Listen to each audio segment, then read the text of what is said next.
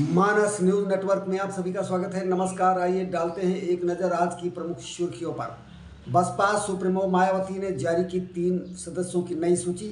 इस सूची में भीमराज शलेमपुर, इरफान अहमद भदोही, निर्दोष कुमार दीक्षित हमीरपुर से शामिल हैं। गृह मंत्री अमित शाह ने अमरावती की एक सभा को संबोधित करते हुए कहा, ठाकरे ने राम मंदिर प्राण प्रतिष्ठा में निमंत्रण न स्वीकार करके भगवान राम का अपमान किया है। उन्होंने राहुल गांधी पर जमकर निशाना साधा।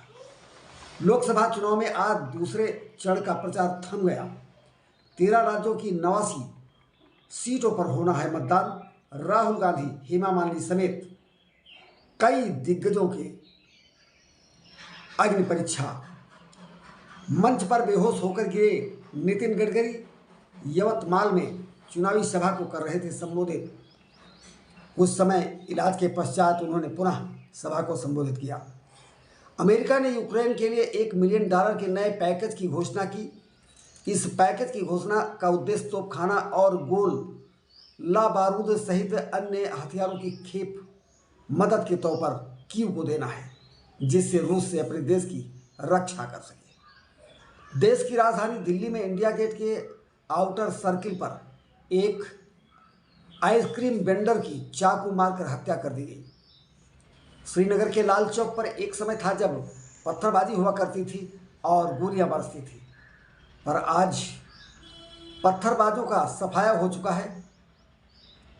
यहां पर लोकतंत्र बहाल होने के पश्चात जमहूरियत का आज जश्न देखने को मिला।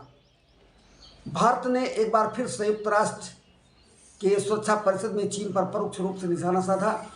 भारत ने इस पर अप्रत्यक्ष कटाक्ष करते हुए कहा, सुरक्षा परिषद प्रतिबंध समितियों के प्रस्तावों पर लगाई रोक एक प्रकार का छिपा हुआ वीटो है। इसकी आड़ में पाकिस्तान स्थित वैश्विक आतंकवादियों की सूची बद्ध करने जैसे मामलों पर सदस्य देश कोई जिम्मेदारी नहीं लेंगे। दिल्ली की लोकसभा चुनाव में आम आदमी पार्टी की जीत के लिए संजय सिंह ने झोंकी ताकत। उन्होंने कहा, केजरीवाल को जेल में बंद करने से दिल्ली की जनता गुस्से में है। कांग्रेस नेता मनीष तिवारी ने कहा, यदि 2024 का चुनाव भारतीय जनता पार्टी जीतती है तो देश में ये आखिरी चुनाव होंगे।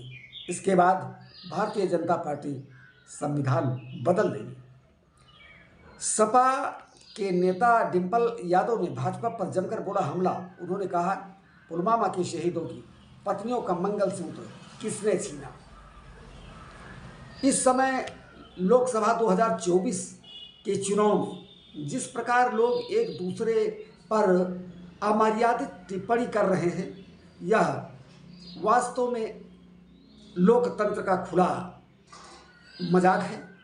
वास्तव में लोगों को अपनी उपलब्धियां गिनानी चाहिए और सत्ता में आने पर जनता के साथ अपना उत्तम व्यवहार प्रस्तुत करना चाहिए, ताकि जनता उन्हें फिर गद्दी पर बैठाए। मानस न्यूज नेटवर्क में आज बस इतना ही। नमस्कार। पल पल की अपडेट पाने के लिए देखते रहिए मानस न्यूज नेटवर्क। धन्यवाद।